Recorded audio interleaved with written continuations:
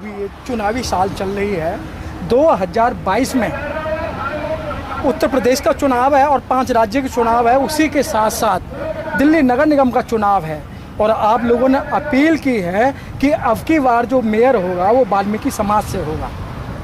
जी देखिए, दिल्ली में 3 नगर निगम हैं और तीनों नगर निगम के मेयर अलग अलग हैं। एक तो हमने वाल्मीकि समाज मेयर नहीं कहा, हाँ। हमने मुख्यमंत्री वाल्मीकि समाज कहा था और हम उस पर अड़े गए। 2025 में वाल्मीकि मुख्यमंत्री दिल्ली में बनाएंगे। लेकिन जो ये नगर निगम के दिल्ली नगर निगम के चुनाव आए, इसमें हमने अपना नारा दिया है कि अब की बार दिल्ली में तीनों मेयर सफाई कामगार, क्योंकि सफाई कामगार 40 लाख के करीब हैं और उनकी तकलीफ़ों को कोई सुनने वाला नहीं है। वो 20-20 साल से कच्चे हैं, वो उनके पगार के लिए भी हड़ताल करनी पड़ रही है, कोई उनकी तरफ ध्यान नहीं दे रहा है, उनके बच्चों को एजुकेशन नहीं मिल रही है, 12-12, 14-14 हज़ार में काम कर रहे हैं। डीटीसी में तो हद हो गई, पार्ट टाइम 4-4, 5-5 हज़ार में 4 घंटे पे काम करवा रहे हैं। तो इस तरह जब शोषण हो रहा है बुरी तरह उन 40 लाख लोगों का, और उनको ना उनकी कानूनी अधिकार दिए जा रहे हैं, ना पक्की नौकरी दी जा रही है, तो इससे बढ़िया वो खुद ही अपना मेयर बन करके खुद अपने चुनाव लड़ें, मेयर बने और अपने हाथ से अपने दुख तकलीफों का समाधान करें। ये हमने नारा दिया अब की बार, तीनों मेयर सफाई कामगार, सीधा सा हमारा नारा है इसमें। तो यहाँ जो पार्टियाँ जो काम कर रही हैं, अगर बीजेपी की बात करें, कांग्रेस की बात करें या अन्य पार्टियों की बात करें, तो आप लोग इन पार्टियों का मुकाबला कैसे कर पाओगे? देखिए, ये लोकतंत्र की बड़ी खूबसूरती है और इस लोकतंत्र ने समय समय पर ये साबित किया है कि जो छोटे से छोटे दल जिनको समझा जाता था, उन्होंने भी कई मौक़ों पर बड़े बड़े तुर्रम खान दलों को चारों खाने चित किया। और आम आदमी पार्टी उसका जीता जागता नमूना है कि उन्होंने एक छोटा सा आंदोलन जो कि एंटी करप्शन मूवमेंट से शुरू किया और वो इतना बड़ा मूवमेंट बन गया कि एक राजनीतिक पार्टी बन करके उन्होंने कांग्रेस जैसी, बीजेपी जैसी बड़ी बड़ी भारत की नंबर 1 पार्टियों को धूल चटाई। तो इसमें ऐसा कुछ नहीं है, इसमें देखो वोट की पावर होती है।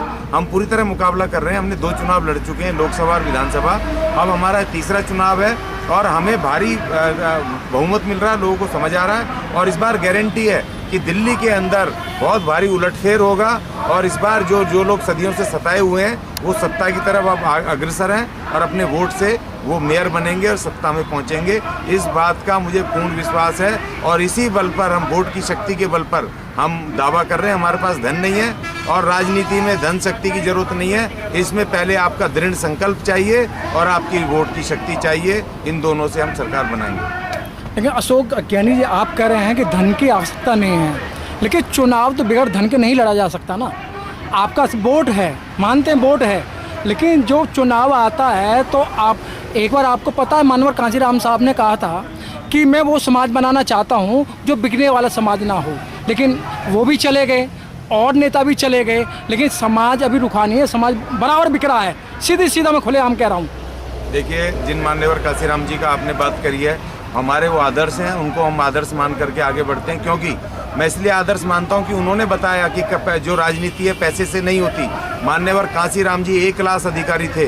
दीना भाना जी और खरपड़े साहब के साथ मिलकर के जब उनको बाबा साहब का पता चला और जब उन्होंने मिशन को पता चल गया, तो वो पहले शख्स हैं भारत की राजनीति में बाबा साहब अम्बेडकर के बाद कि जिन्होंने अपनी DRDO की परमानेंट नौकरी छोड़ी। A क्लास ऑफिसर थे उस वक्त, नौकरी छोड़ के उस वक्त राजनीति शुरू करी और वो शख्स पैदल नंगे पैर, और किसी ने एक टूटी फूटी साइकिल बाद में दान करी, उस पर गांव-गांव एक आदमी से बात करते थे, man to man, door to door campaigning करते थे।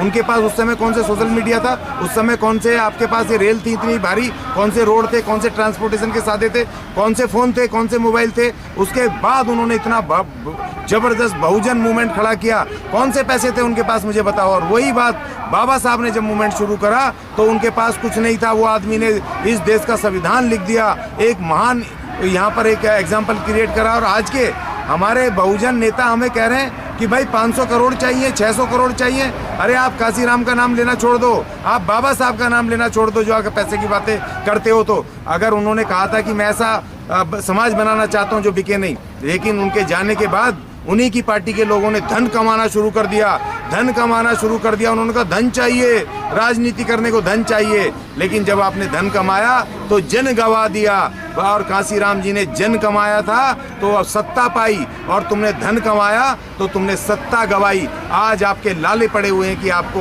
वहाँ पर अपने आप को अपना साबित करने के लिए भी आपके पास जन नहीं है। धन तो बहुत है और उससे आप ब्लैकमेल भी हो रहे हैं। तो इसीलिए मुझे मैं बाबा साहब और अपने कांसीराम जी के हम आदर्श मानते हुए आगे बढ़ते हैं। इसलिए हमें धन की ज़रूरत नहीं है, जन की ज़रूरत है। जन को जगाएंगे तो सत्ता भी आएगी, धन भी आएगा, जितनी ज़रूरत है संसाधन भी आएंगे और हम सत्ता पे काबिज होंगे, उन दोनों महान आत्माओं के, बहुजन नेताओं के सिद्धांत को आगे रखते हुए। अशोक अज्ञानी जी, पहले जो बात थी वो अब बात नहीं है। अब सभी लोग जो है सेल्फिश हो गए हैं, लेकिन उस समय कुछ लोगों के अंदर त्याग की भावना थी। जिस तरीके से बाबा साहब ने त्याग किया, कांसीराम साहब ने त्याग किया और नेताओं ने त्याग किया, लेकिन आज तो त्याग की भावना नहीं है। आज तो सेल्फिश हो रहे हैं कि जो कुछ है सब मेरा है। देखिए, उसमें हो सकते हैं ज़्यादातर लोग ऐसे हों, लेकिन आज ऐसा नहीं है। ऐसे भी लोग हैं कि जो सड़कों पे लगे हुए हैं, बड़ी धूप में लगे हुए हैं, बारिश में, तूफान में डटे हुए हैं, लगे हुए हैं। और हमारे मास्टर जी और हम उसका जीता जागरा उदाहरण है कि आप हमें देख रहे हो, हम पिछले 2018 से राजनीतिक मूवमेंट में लगे हुए हैं, लोकसभा से लेकर के और विधानसभा, और अब ये चुनाव आ गया नगर निगम। हम तो किसी से बिके नहीं, ना ही हमने किसी को अपने पास आने दिया और ना ही अपने मिशन को बिकने दिया। क्योंकि सवाल इस बात का नहीं है कि हम पैसे के लिए लालच में बिक जाएं। हमें हमारा दिखाई दे रहा है कि हमें वो बहुजन मूवमेंट, बाबा साहब और कांसीराम जी का जो रुका हुआ सपना है, जो रथ है, उस आगे बढ़ाना है। हम चाहे और हमें 10 साल, 20 साल या 50 साल लगे, हमें दूसरा जीवन लेना पड़े, हम मर भी क्यों ना जाएं, लेकिन आने वाली हम ऐसी नस्ल तैयार कर जाएंगे कि जो इस मूवमेंट को लगातार बढ़ाएगी। लालची लोग हमेशा होते हैं, विभीषण हमेशा होते हैं। विभीषणों की वजह से बहुत सारे हमारा एक रावण गया, लेकिन हमने नारा दिया है कि कलयुग का रावण विभीषण के हाथों अब नहीं मारा जाएगा, किसी हालत में नहीं मरेगा। हम इतने सारे रावण खड़े कर देंगे कि विभीषण किसी हालत में उन रावणों को मारना तो दूर, उनकी परछाई तक भी नहीं पहुंच पाएगा। ऐसा हम समाज क्रिएट कर रहे हैं। अशोक अज्ञानी जी, जब आप लोग मिशन की बात करते हैं और बाबा साहब की बात करते हैं, तो एक जख्म ठीक नहीं होता, उससे पहले दूसरा जख्म दे दिया जाता है। जैसे नवयुग मार्केट के अंदर एक डॉक्टर अंबेडकर पार्क है, जो 90 साल से लगातार वहाँ पार्क बना हुआ है, लेकिन बीजेपी की साजिश, प्रशासन की साजिश, वहाँ मल्टीनेशनल पार्किंग बनाने के उद्देश्य से उसको तोड़ने का काम किया जा रहा है। देखिए, इसमें कुछ वो सरकार तो अपना जो जिस उद्देश्य के आई है वो तो अपना काम करेगी अपने लालच में। जब वो देश की सरकारी संपदा को, संसाधनों को, कंपनियों को, इनको नहीं छोड़ रहे, तो वो हमारे पार्क को क्या छोड़ेंगे। उनकी तो विचारधारा हमारे खिलाफ है, बाबा साहब के विरुद्ध है। लेकिन जो हमारा हाथ में एक डेमोक्रेटिक राइट है कि हम डेमोक्रेटिक तरीके से अपने उस पार्क को बचाने के लिए युद्ध कर सकते हैं, संघर्ष कर सकते हैं। जैसा कि आपने देखा कि दादर में हुआ था, बाबा साहब की जो पुरानी जो प्रेस थी, उसको अभी 2 साल पहले वहाँ की बीएमसी ने तोड़ने की कोशिश की थी। तो तमाम पूरे देश का बहुजन वहाँ पहुँच गया और उनको घुटने टेकने पड़े, और घुटने तो छोड़ो, उनको उसको बना के देना पड़ा, पूरा नया बना करके देना पड़ा, उसका बजट बनाया। तो क्यों नहीं हम इसमें नवयुग पार्क में, जो वहाँ के हमारे साथी हैं, लोकल साथी हैं, जो वहाँ पर रहते हैं, लोकल हमारे संस्थान हैं, साथी हैं, लीडर हैं, उनकी ड्यूटी आज सोशल मीडिया है, तुरंत डाल दो, प्रचारित कर दो। हम तुरंत वहाँ पर जा करके लड़ेंगे और बचाएंगे, अपने बाबा साहब की धरोहर को बचाएंगे, बाबा साहब के उस विचार को और उस पार्क को जरूर बचाएंगे। ये बहुजन इस समय कमज़ोर नहीं है, लड़ते हैं। SC/ST एक्ट बचाया, दादर का हमने वो बचाया, बाबा साहब का धरोहर बचाई, और इसको बचाएंगे, ये मेरा कहना है। Press the bell icon on the YouTube app and never miss another update.